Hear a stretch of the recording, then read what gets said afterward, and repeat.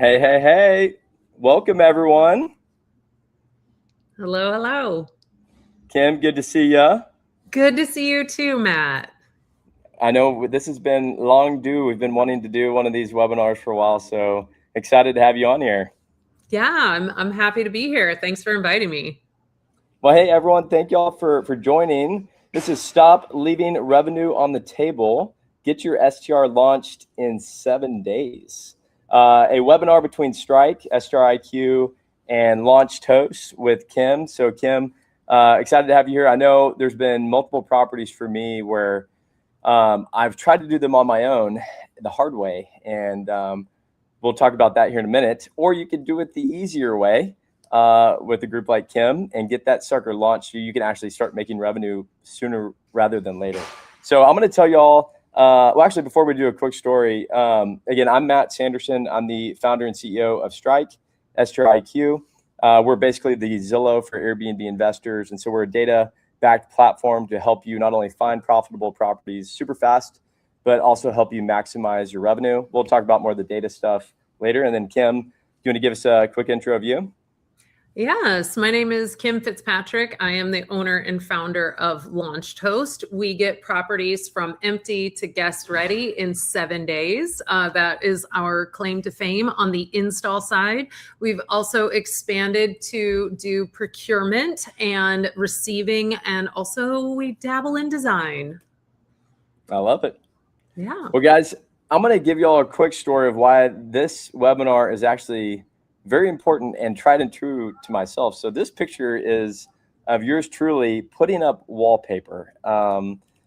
Everyone's favorite thing to do. If you've not done wallpaper, you should try it and see how fun it is. And so the long story short is my wife had a great idea to DIY, do it ourselves, to the second property we ever bought. I said yes, but little did we know what we signed up for. And in fact, I'm actually here at that property as we speak. It's a fun beach property here in Seaside, Florida, technically Sea Grove. Such a fun area, but I did not realize how hard it was to actually do something like this. So Leslie, if you can go to the next one. And so, when we decided to do the remodel of our property, we try to make decisions based on data. And so we were creating StrIQ at the time. This was a couple of years ago. And I was like, why should we invest this capital to actually make these improvements to our property? And so this is what the data said. Our property actually was making 40 or 50 grand with the prior owner before we bought it. And so when we saw the data, the property was performing worse than the 25th percentile. And so we're like, dang, we could make an extra $30,000 to $50,000 per year if we just improve this thing and provide a better experience. And so that goes back to why my wife said, hey, let's do this thing and improve it. So this is what the property looked like beforehand. Total disaster. We had all sorts of crappy furniture in there that we bought over from the previous owner. And again, it was a total nightmare. But after it was all said and done, it took about a week or longer. I had 2 kids at the time. My wife and I thought it was going to be, actually, it probably took 2 weeks. We thought it was going to be way easier, but it went way over schedule, way over budget. We ended up having to bounce around between Airbnbs because our property wasn't ready at the time. It was just total disaster. And so thankfully it ended up in a good result, but it was just really hard. And so that is why I'm honestly very thankful to have this conversation with you, Kim, because at the end of the day, you as investors have options. You can either do it on your own, which some people love to do that, and that is totally fine. Or you can work with experts. And this is why I love working with Kim, because this is what she niches in. And not only that, they can accelerate the timeline to actually generating revenue way faster. And so that's a risk that we all have to be aware of, is that, the timeline of actually starting to finish is missed revenue opportunities. And that's why it's pretty cool that she can launch some of these properties in 7 days or less. So Kim, without further ado, I'd love to hear more from you. Yeah, I can see the expression on your face on that last slide is so I don't know. It's just so poignant. Like you're like, okay, now I'm in the corner. I've got this wad of wallpaper in the corner. What do? I had it when it was just straight walls, but how do I get around all of the nooks and crannies? And yeah, so I feel that as somebody who has done a lot of wallpaper. Yeah. Yes, we have built systems so that we can launch other investors' properties like a pro. So we've been doing this for quite a while. We're fairly well-known in the industry now, and we have a few core beliefs that we stand on. I introduced myself earlier. It's still me. I'm still here, but I am the owner of Launched Host. And we truly believe that a smooth launch is not about luck. You don't wing your way through this. It is about systems. And I think that systems are like the backbone of everything we do to make them smooth, seamless, for them to go off without a hitch. I mean, there's always things that go wrong, but you just cannot assume that during a launch, you just need some like good furniture or you'll just figure it out. Like, no, you don't figure it out as you go. You need to have a lot of pre-planning in place. And even if it's just one property, my thought is if you kind of fall on your face and it's so miserable that first time out the gate, are you ever going to continue to grow and expand? Maybe not, because you might be so damaged and traumatized that you can't relive that. So we like to start with a scale from the beginning, or start with systems from the beginning so that you can scale. We think that's really important. We also believe that it is the highest risk moment in your investing. Why? Because there is so many things that can go wrong. And I know that you've encountered them. We have too. And we just want to bring them to light so that you can be aware of them first. And then once you're aware of them, figure out a plan to avoid them, whether it's DIY or hiring somebody. So some of the things that we see regularly from DIYers is that the timeline just gets blown out of the water. And as investors, when your timeline gets blown out of the water, what that means is your investing also does too. Because if you have a pro forma based on how much you expect to make in a year, but all of a sudden you're 2 or 3 months behind out of the gate, that's out the window. You just can't recover from that in that first year. If you launch poorly, you have the potential to get bad reviews because something didn't go right. That chair was wobbly. You forgot something important, like, I don't know, phone chargers at the nightstands or something. You could have guest complaints because I cannot tell you how many showers we have taken that are cold because the water wasn't assessed. Nobody accounted for it. Nobody tested the showers because if handymen are building things, they're not taking showers in the home. They don't know the water's cold. They weren't aware of that. And what's worse is when the shower is just kind of room temperature. So when you fill it with your hand, you're like, oh, it's getting warm. And then you shut it off. That's like the kiss of death because it never gets warm enough. It gets warm enough for you to get in it and then freeze your tuchus off. So anyway, I digress. So you can get gas complaints if you don't have a system. If you're not thinking about safety and short-term rental safety, you are risking exposure in a really big way. So that's a scary one. And then once you're up and running and live, if you have maintenance or management issues and you've got to send somebody out for a one-off little task, it starts to mount up. It's not cheap to send somebody out with a trip fee. To change a battery in your front door lock, it could be like $40 for a trip fee just to swap batteries. So if we can do all of this in the beginning and we can prevent some of those costs, you're going to be able to save money long term. And of course, you don't want your emergency gas calls. And we don't want you burned out before you hit the starting line. We're not even at the starting line yet of your hosting journey. So we want to make sure that you're not burned out before the gun goes off and you start your journey. The reason launches fail truly come down to some key things, and that is decision fatigue. I don't care anymore. Like how many spouses have said that to each other during their install? Just whatever, make it work. I don't care. It doesn't matter anymore. Just throw it up there. Also, there's invisible gaps where you just didn't see because you didn't plan and you're not thinking about it. We have a checklist that we go through. So we have a full and complete list, and then we look at our task list. And if it doesn't have all of our checklist items, we add them so that we're not finding gaps, late in the game. And then we have a schedule so that we don't encounter timeline drifts, because the timeline, every day is money, especially when you run up on 4th of July holidays. Labor Day weekend is coming up, and then especially into the end of the year when you've got to get in service before the end of the year and you're battling personally holidays and all of that. And you have to have somebody at the lead. Somebody's got to be the captain of the ship, taking accountability for all things. Otherwise, it ends up being, I thought you were going to do it. I thought you were going to do it. Wait, whose job was that? So those are reasons why we see that launches are failing. Hey, one thing I will say on timeline real fast.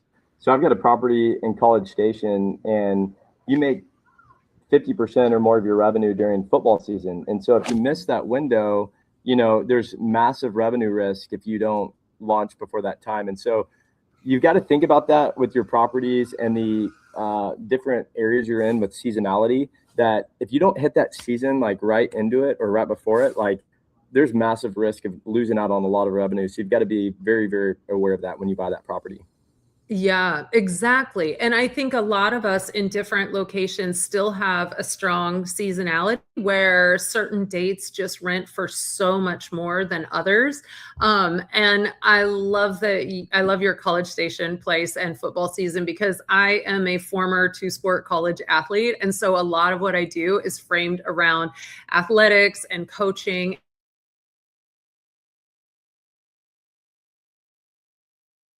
Uh-oh, I hope I'm still here. Okay, I saw myself disappear for a sec. The confidence comes preparation, just like the way you would prepare for a football game. You've got to put in the reps, and that's where your confidence comes from, is knowing that you are ready. We also believe that consistency beats creativity. You can have your Hail Mary play, but that is a one-off play. You really, really need just consistent reps. And like the systems are going to beat the creativity every day of the week. And then the guests will feel the systems. They will know they're there. They know they're present when they can smell that it's clean when they walk in, when they see that it's organized, when things aren't haphazard. They will feel those systems, and they'll know that they're present. And I've stayed in so many Airbnbs that I can tell you when I know it's well organized and well ran versus like, oh, nobody really cares about this place. And then of course, safety and readiness are non-negotiable. You have to be ready, and it has to be safe. It's not photo ready. I have heard people say, we're just going to get it photo ready. It's all we can do. That's not ready. It has to be safe, and it has to be prepared for guests, because that one guest that trips and falls, you need to make sure that you're covered and that you've done everything to keep them safe, even if an accident happens. And we do not rely on talent. We rely on repeatability. So I love my teams to death, but we are not the best at everything all of the time, everywhere. And so we have repeatable systems. So even if we are not the best and we've gone into a place we haven't seen a situation before, we have repeatable systems that we know how to navigate those circumstances. And one other thing, a lot of local counties or authorities will require you to have XYZ done before you can be issued a permit to actually operate that Airbnb as well. And so not only do you need to be able to launch effectively, you need whoever's launching it to even know what these local authorities are requiring to even get that permit, so you can even operate as well. Oftentimes like certain types of fire extinguishers, carbon monoxide detectors, like all this stuff that's like, but you need that team that is aware so they can get it implemented so that you can get that thing up and rolling. Exactly. Yeah. I feel like it's hard to know all of the things in all of the areas and all of the places everywhere. And when especially when you're first starting out and you're in a new location, it's hard to know all those rules. But if you have people on your team that are paid to know them, then you can rely on that, and it takes some of the pressure off to where you can do some of the things that you're good at that's in your wheelhouse, and then you can farm out all that rest to somebody else who it's in their wheelhouse. Yeah. 100%. Yeah. So we have 5 basic systems. I'll go over them really quickly just so you can think about, do I have a system for this or should I hire it out? Like, is this something that I could DIY? Why does it matter? And should I hire it out? So we're going to talk about what it is, why it matters, and what happens if you don't have it. So that's going to be the 3 things that we talk about with each of our operating beliefs. The first one is going to be time and dependency execution. So what is that we have a set timeline for everything that we do, and some things are dependent on other things. So you, in one example, you can't hang this artwork behind me until you've hung the wallpaper below it, right? You have to do one thing and then the other. So that's what dependency is. So we have a 7-day launch system that is based on that 7-day time period, but also what has to happen first and then next and then third. We don't anchor the arcade games to the wall to keep them safe from kids climbing on them until we've established the entire room is set up exactly how we want. Because if we were to build an arcade game and anchor it to the wall instantly, and then we have to make some design changes because something else in the room didn't fit, we're double doing our work. So we have a system of what is crucial, what is first, second, third. We will roll the rugs out first. I know if people have followed my social media at all, they know I try to beat this into your head. Roll the rugs out first, because if you built a bunk bed on top of where a rug should go, and then you've got to put the rug in under the bunk bed, you now have to lift this bunk bed, smash this rug under it. It takes 3 people. It's about half an hour to do that. It's a lot of work and heavy lifting. When the room is empty, just kick the rug out. It's like 30 seconds. So you've taken a 30-second job and made it a 30-minute heavy lifting job that requires coordination of several people. Let's not do that. So without the execution strategy, you're going to turn 30-second tasks into 30-minute tasks, and you do that 10 times, your day is gone. So we want to be really careful with your systems and your processes. We like to roll the rugs, build the heavy, big furniture first, add the lamps later, because if you're swinging a big piece of heavy furniture, you don't want to knock a lamp over. So it's, we have systems based on when do we hang the curtains, the art, the TV, how do things go on the wall that makes the most sense so that we don't have to redo our tasks. So that's the essentials of that. And then the next one is procurement management. So procurement is a fancy word for purchasing. You got to buy stuff. It's got to get to the house. How are you going to do that? So we will take the designers. We use virtual designers, whether it be from within our company and our team or outside and using other designers. We work with a lot of designers. We'll take their virtual design shopping sheet, big spreadsheet full of all the items people need to buy. And if we are doing the purchasing, we look at the lead times and we make column notes where we say, okay, this is going to be 5 to 7 weeks out, but this thing gets here in 24 hours. Well, we're ordering the 5 to 7 week thing out basically immediately. And then we're waiting on the 24-hour thing so that things land on the property when we want them to. We have a receiving window of 2 weeks. So we start with the long lead times and then we backfill with the short lead times so that everything gets to the property within that 2 weeks. And we save the clients tons of money and tons of time by just managing it like that. We also, when we are purchasing things, we don't want to get light fixtures and plumbing fixtures and tile and flooring mixed in with lamps and rugs and and mugs and glasses. So we try to really help when we are sending things to the house, identify what needs to go to contractors, what needs to wait for installers, and how do we keep it separated so that contractors go, can't find it, big pile, giant mess, I'm leaving. Because we see it happening over and over and over when people don't have a system. So it really matters to manage your contractors well by the way in which you are sending things to the property and how you're organizing once it gets there. So that's a big one. And it's super, super important to keep the timeline rolling.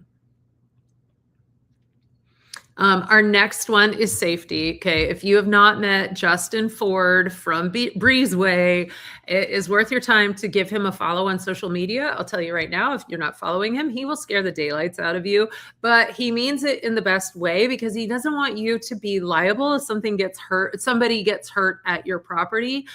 He's really trying to help you manage risk and avoid terrible things happening. So follow Justin Ford. He's great. And I will say we also at Launched Host are short-term rental safety certified. So we will go through the house and we're going to check all kinds of things. We're going to check to make sure you have a well-lit path to the door, that you have your fire extinguishers. We talked about smoke detectors and carbon monoxide and all of the things. Do you need door alarms if you have a pool? Do you have the right safety signage? Do you have a shepherd's hook for your pool? Where is it mounted? All of those things.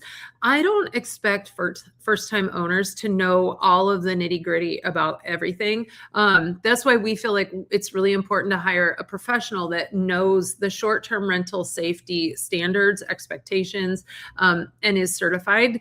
The other thing is sometimes if you have certain insurances, they will give you a discount if you have gone through with a safety expert at your property. So it's worth looking into to save yourself a little money. It also helps if something bad were to happen to say, look at all of the things I've done to try to prevent it.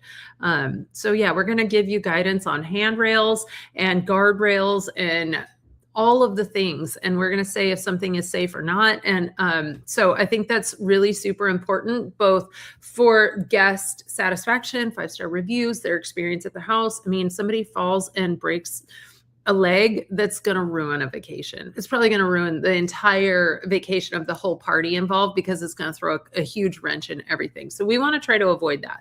Yeah, the number one thing I'm thinking about is swimming pools. They're like, the data suggests that swimming pools are one of the biggest ROI drivers in many markets. But at the same time, like I've got 3 young kids and it scares the heck out of me if you don't have certain safety things to protect them as you're on vacation, because it'd be the biggest nightmare, for something like that to happen. So yeah, it's a big deal. It is. I mean, I was at a house recently where a bunch of grown women were staying at this house and they had a pool. And every time you open the door out to the pool, a big alarm went off if you didn't hit the buzzer way up high to silence it. And it was annoying for us, but I kept thinking, this is really important. If there's ever a family with kids here, I would want to hear that alarm. I want it out of reach of children so that they can't turn it off and go into the pool or let their cousins into the pool or whatever happens. So yeah, they're really important things. And yeah, we just want to make sure that we've thought about it and that we have a plan for it and the house is ready and safe for all of the guests. Yeah. And the next one is ownership and accountability, because if 2 people are just out here winging it and nobody has delineated roles on who's in charge and who is really taking full accountability for all of this, then it's hard to know if everything got done, if all the T's got crossed and all the I's got dotted. So you want to really make sure that somebody is at the helm, that somebody is going through and saying, yep, it got done. Yes, it got done. Yeah. Oh, we need to deal with this. And just double checking everything.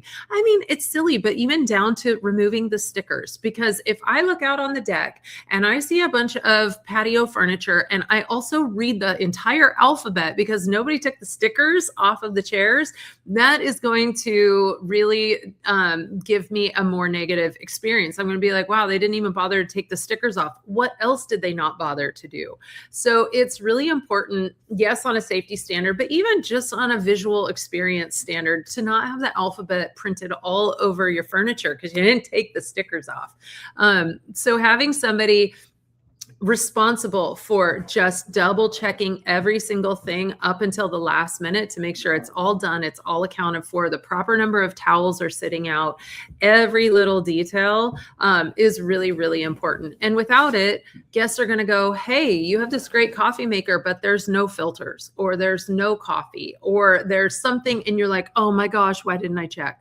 So you really want to make sure that you have accountability for all the buttoning up that happens at the very end of the project. And I'm no shame to handymen, but I don't know that they're the best at like fine tuning all of those details. It really needs to be somebody who is very familiar with the short-term rental world and who doesn't go, it's fine, they don't really need that. Yeah, they do. Yeah, they do. We want that 5-star review. They need it. Yeah.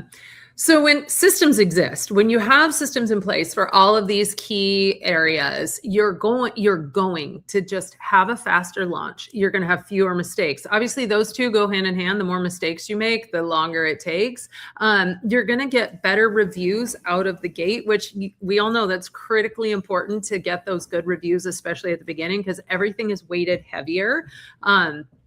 And you're just going to have less stress. You're going to be able to go into the hosting season better because you're not totally depleted before you get to the starting line.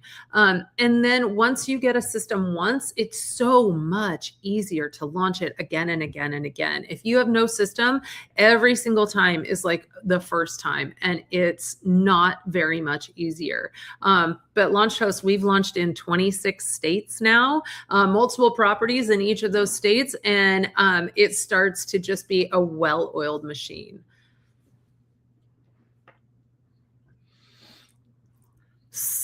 Okay, so Matt is not with us on the mic, but this is time for Q&A. So I know I threw a ton of information at you. Matt has this experience of DIYing his place and having to deal with that wallpaper in the bottom corner, and how do you handle that? Does anybody have any questions for us?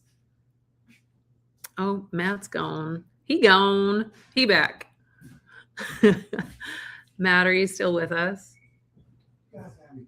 I can't hear you. I cannot hear Matt. I'm wondering if it's me. Can you hear me? Okay, you can hear me. I cannot hear you. He's just a pretty face, everybody. He's just a pretty face. So Matt, I don't know how to read if there are any comments or questions. Yay, Leslie's here to save us. I got you. Yeah. We don't have any questions or comments yet, but if anybody wants to start putting those in the chat, we can answer those. Matt, you might want to leave the studio and then come back in. While Matt is figuring his life out, I want to share a question that I get asked a lot, and Matt actually had asked me earlier today about it. I think it's a really good clarifying question. When you are hiring an install team to set up your property, where do they begin and where do others end is always a really, really good question. A lot of times people are doing property renovations. They might be gutting a kitchen or a bathroom, or adding a deck in a backyard, or painting, wallpapering, things like that. So I think a good way to know the answer is, number one, talk to the install company that you're going to use, because everybody might have different operating procedures. Let's see if we can hear him. Not yet. Not yet. So you just interrupt when you can figure out your mic. Anyway, so every install company may have different operating procedures on what they can and cannot do. As far as Launched Host is concerned, we are not skilled tradesmen. So we do not have plumbers or electricians. We also travel the entire country, as I've said before. So when we are traveling, we don't have that whole entire tool trailer at our disposal. So we don't travel with equipment to build a deck or a fence or things like that. So when we are doing your install, we wouldn't be doing electrical or plumbing. We wouldn't be building a deck, but if you had, let's say, a deck, we could add the furniture. A good way to know is if you have to go to a hardware store and do like a tear off list, I need X amount of lumber, I need X amount of fasteners. That's a contractor thing that is separate from installer. Installer usually sets up things that come in a box, in a kit with all the fasteners with the instructions. So if it has instructions and fasteners and hardware and everything you need, that's an installer type job. Matt? I think I'm back. Am I back? Yeah. Sweet. There we That's awesome. go. Okay, well, I forgot what I was going to ask you. Well, yeah, I do remember now. I will bring it up if that's okay. Okay. Yeah, give me 1 second. In the chat. Yeah, so up earlier was. Yeah, I think we're losing you again, bud. Like you're frozen and now we can't hear you. Well, I will say we used to, as a part of our install, do painting when it was one feature wall and it was pretty simple. Anymore, designers are immersing rooms in colors, and they're painting ceilings and trim and doors. And I really believe that that's best done by a actual painter, not a guy with a paintbrush, but a real painting company. We've seen a lot of tragedy when it has been a guy with a paintbrush. So I don't suggest that. I do suggest getting an actual paint contractor that understands different sheens and how they all work together and what you need to do if you are painting cabinets or doors or any high touch surfaces. So I would say it's really important to get a paint contractor. We can do wallpaper. We do it on a wall by wall basis, just based on different houses and markets and areas and whatnot. Gosh, poor Matt. I think it's okay. We got this. We got this. Yeah. So there are a couple of questions in the comments that we'll go ahead and cover. So one said, how do you find that your process affects the 100 hours needed for the tax loophole? Oh, that's a great question. I get that one a lot too, because we have a lot of investors that are looking to use the tax loophole and get all those different tax benefits that you can get. We do not report hours, and we believe that there are still so many more than 100 hours, even if you are not the one building your furniture. What I like to tell my clients is be your first guest. Because if you're going to be hosting your property, managing your property, you need to know where in the cabinet did we put the blender. So when your guests go, do we have a blender? And you say, yes, it's to the left of the fridge on the third shelf, because you've been there, you've seen it. I also recommend that owners go out to restaurants, go to attractions, walk the paths, and do all of the things as if they were a guest, so that they can make those recommendations to their guests of the things that the guests want to know about. Where is the best, I don't know, Matt's at the beach. Where are the best oysters? Where's the best seafood? The guest doesn't want to know how you got the sleeper sofa to the third floor. They don't care. Give that to somebody else, and then you manage that guest experience part. You work on local vendors, hiring housekeepers, all of those things. You're still going to get your 100 hours. I promise. Yeah, I love that. That's great. Great advice. We have another one that says, thanks for coming on, Kim. I've seen in the past a very informative comparison chart showing the total cost between using your service and doing it on your own. Do you still have that you could share? Yes, I am. We do have that calculator. I would love for somebody to reach out to me. Our email is launchedhost@gmail.com. You can also find, oh, look, there's all the things. Thank you, Leslie.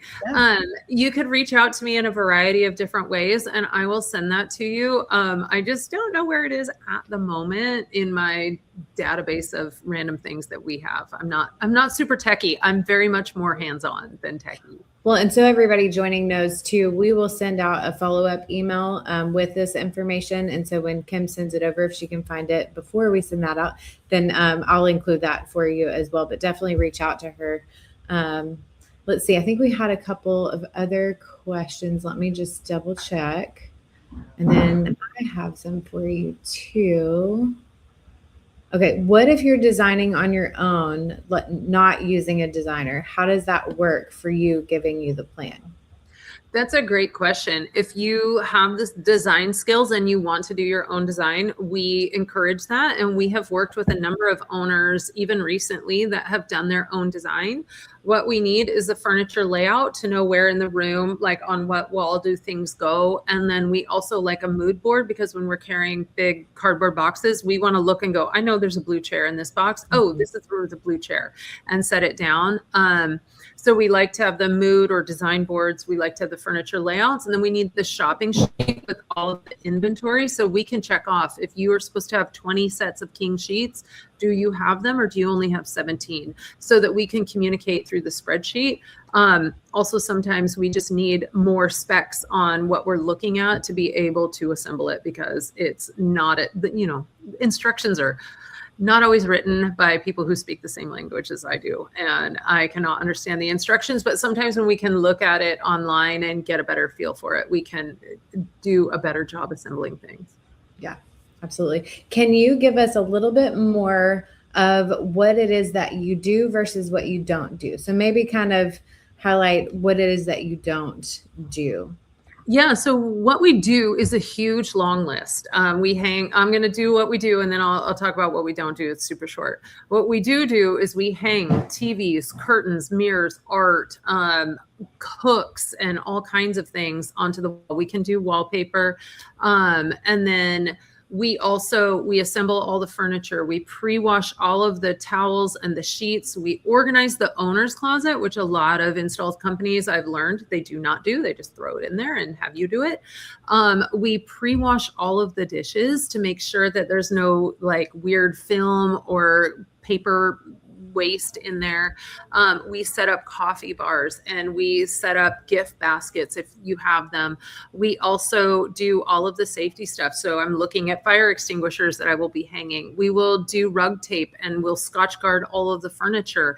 We make the beds, and we stage every room. So when the housekeeper comes behind us, the rooms are already staged, and there is no linens to be washed, and they can see how they need to reset the room once they're done cleaning it each and every time.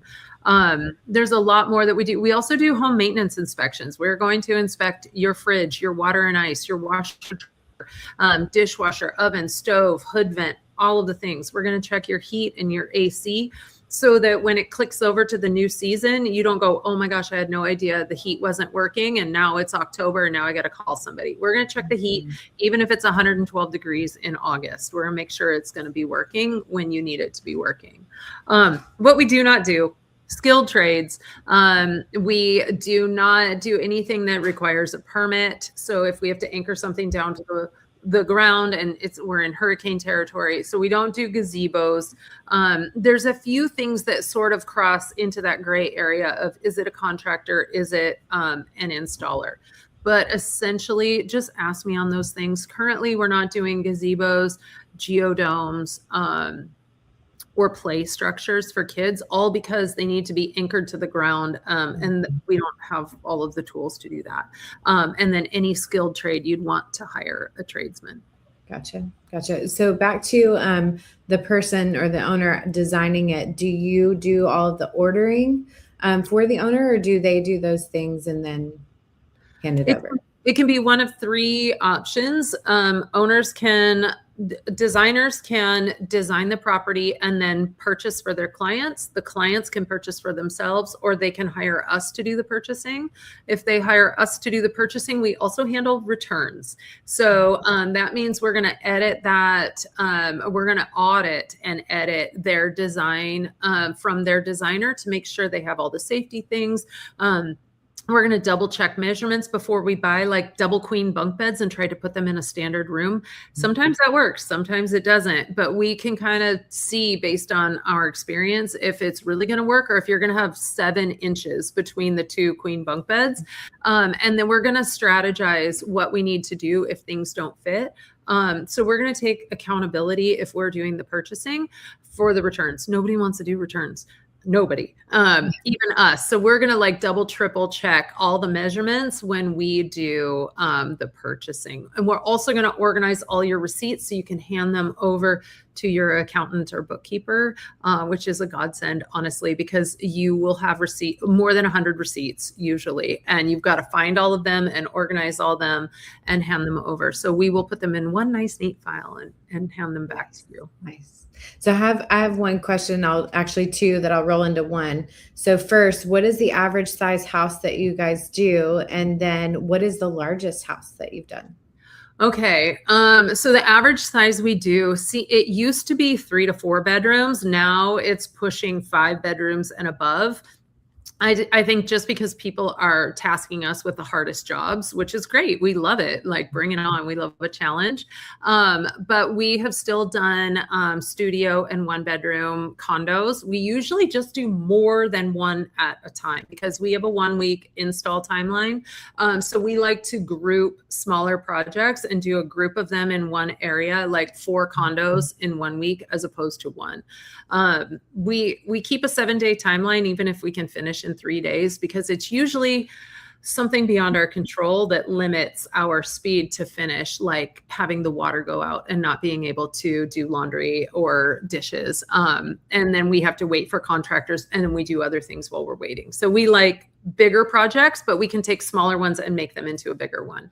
And our biggest is between 2 properties that I can think of right now. We've done a 14-bedroom hotel, and we have done a 10-bedroom, 10,000 square foot, 13 and a half bath house.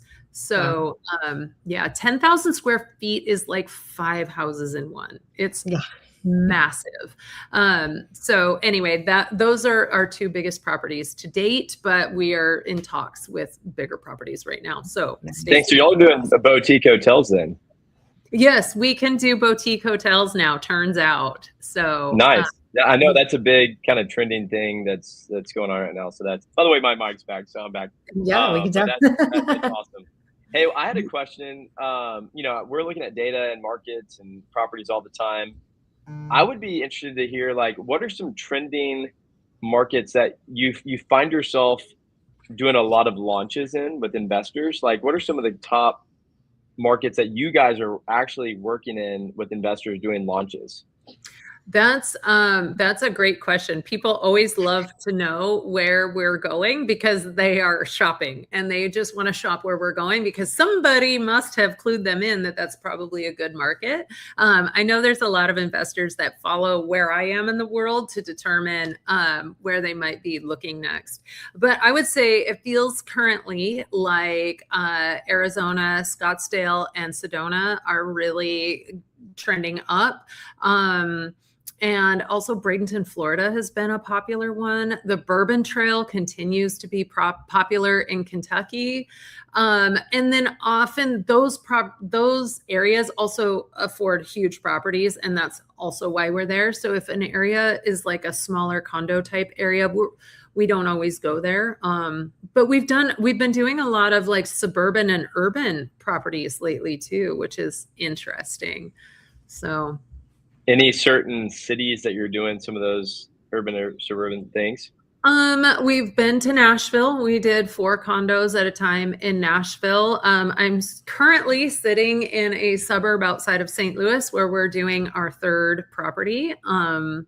And also it seems like clients are rehiring us. So that might also be why it is trending this way. They find a market they really like, and then they buy a 2nd, a 3rd, a 4th, and they just keep rehiring us. And they have all their systems in place in that market. So they just need us to come in and get it started, and then their systems come behind.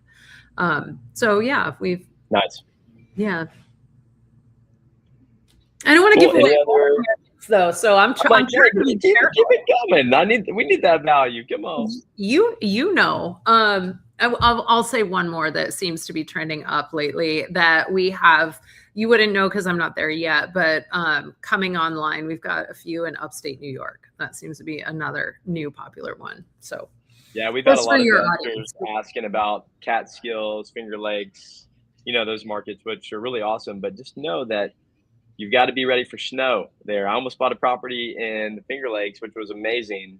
But I am from Houston and I'm at a beach right now. And so I'm not used to snow. So you got to have all your systems and operations ready for that snow weather. Yeah, I personally have a home in Montana, and the winter is rough. I mean, that is a new ball game. So yeah, it can be tricky for sure. Eric said we need a Kim GPS tracker. Hey, Eric, this is something I might need to talk with our dev about, is finding out the stats of where Kim's at and let that be like a trending thing on StrIQ.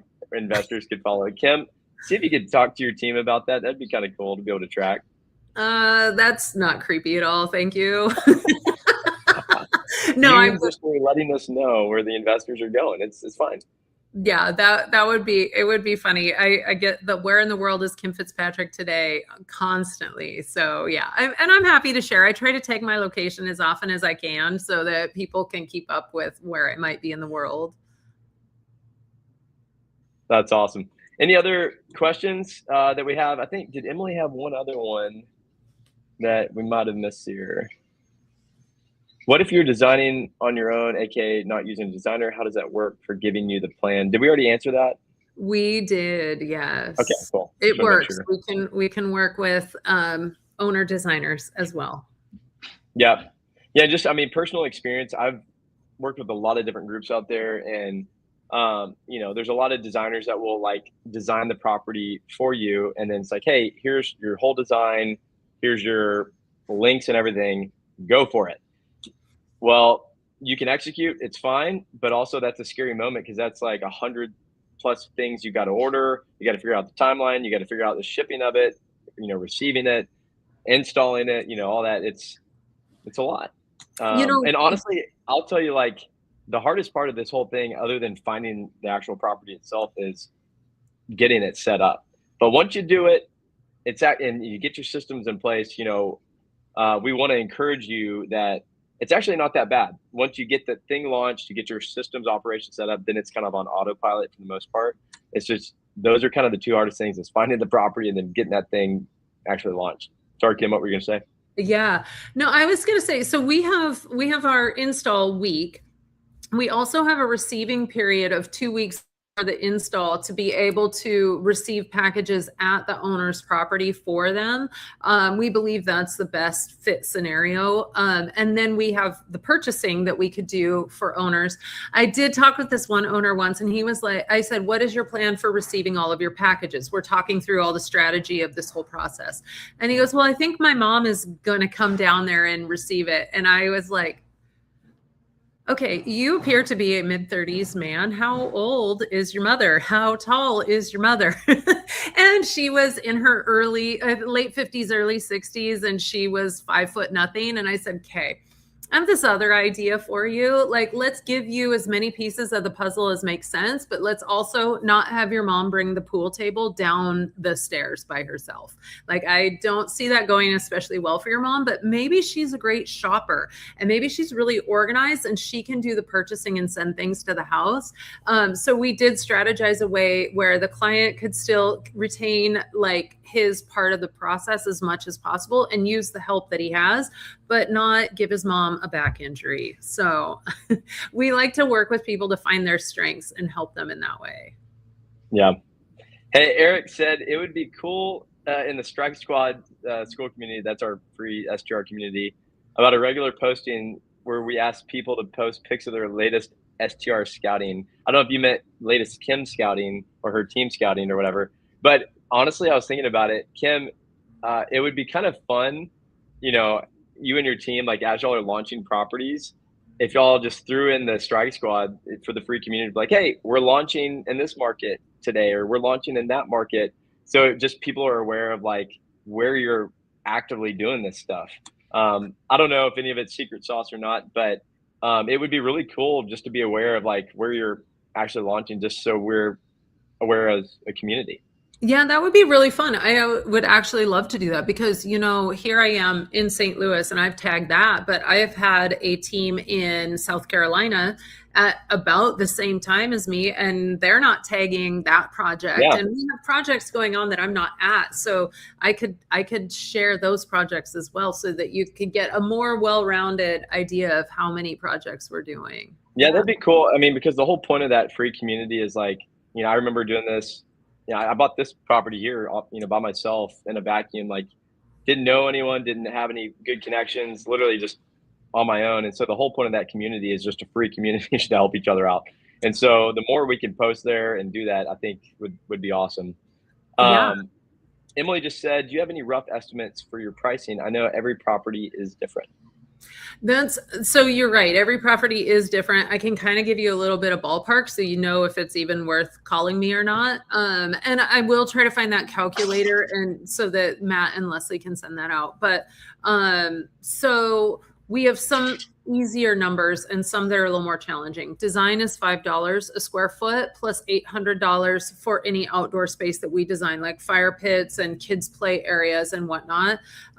So that's pretty simple math. You can take the square footage of your house and then add any outdoor areas. Decks are we just consider it part of the house. You don't have to pay for decks and patios and things like that, but it's those extra spaces, pool spaces, fire pit spaces, any other things that you have going on. That's the design fee. Purchasing, we do purchasing for 10% of the cost of the items, and we do try to get you discounts everywhere we can through Minoan, through our other vendors, through the calls that we make. So we try to get you a discount.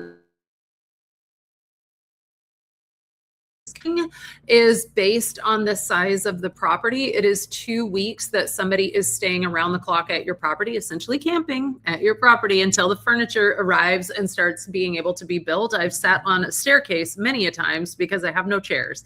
But that receiving is between $4,800 and $5,800 for the 2 weeks, just depending on the size of the property and the scope involved in the receiving period.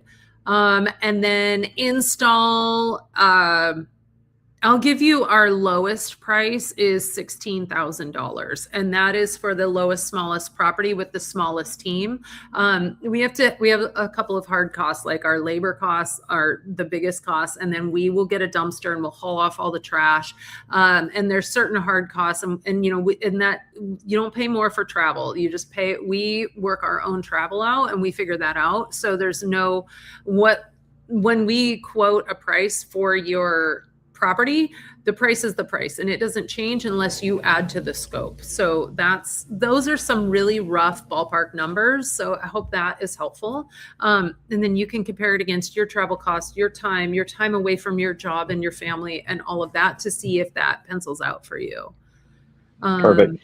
So I think we've got time for this last question, unless anyone else has a question they want to ask. But do you ever coordinate or project manage muralists, contractors? I know we kind of touched on contractors earlier, but photographers as well. Like, are you able to project manage or oversee any of those, or is it kind of a gray area on some of that? So if I know a muralist or you're looking for a muralist, I will reach out to my network. I have several muralists that I can call. So I always try to help people with people I like to work with and make sure they get a good person in their home, especially since I know some good people and some like, ooh, you might want to steer clear.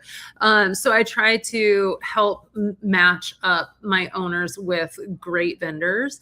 And that includes photographers too. Sometimes we walk into a house to start the receiving and we see that the contractor has not done them any favors and it's a real train wreck. And we try to work with them to get them a replacement contractor at the very last minute, or kind of mitigate some contracting emergencies. So I would not say we do project management, but we do try to help everybody have a really successful outcome. At least provide some good connections. Yeah. I know a million people. So I want to help you know the people that you need to know to get your project done right. Awesome. Well, guys, I think that probably wraps us up for today. That was some really great intel and value, Kim. Thank you for jumping on. You know, StrIQ, we can help identify the property and give you those range of numbers to know exactly how much you can make, but you still have to execute on it. And you can either do it on your own, which is totally fine, or you can hire a great expert. And this is where Kim and her team really come into play. And they've done tons of properties all around the country. I've had so many people tell me they've loved working with you. And just a funny little thing here at the end. Is it launched host or is it launched toast before they move forward? You know, if I am doing a voice memo and I say, "Hey, this is Kim from Launched Host," it records it as like a slice of toast, and like, oh, so when y'all reach out for Kim's strategy call, you know, say, "Hey, Kim," and then just send an emoji of toast. She'll know what you're talking about. Yes, I will. I'll know that you've been here. It'll be perfectly fine. Yeah, you'll be on this webinar. So as a next step, guys, if y'all want to hear more about StrIQ, see how you can find profitable properties or maximize revenue, we've got a link here, this QR code, where you can book a strategy call with me and our team. We'll evaluate any property that you guys have for free and let you know how much we think that property can actually make if you were to go execute some of these strategies.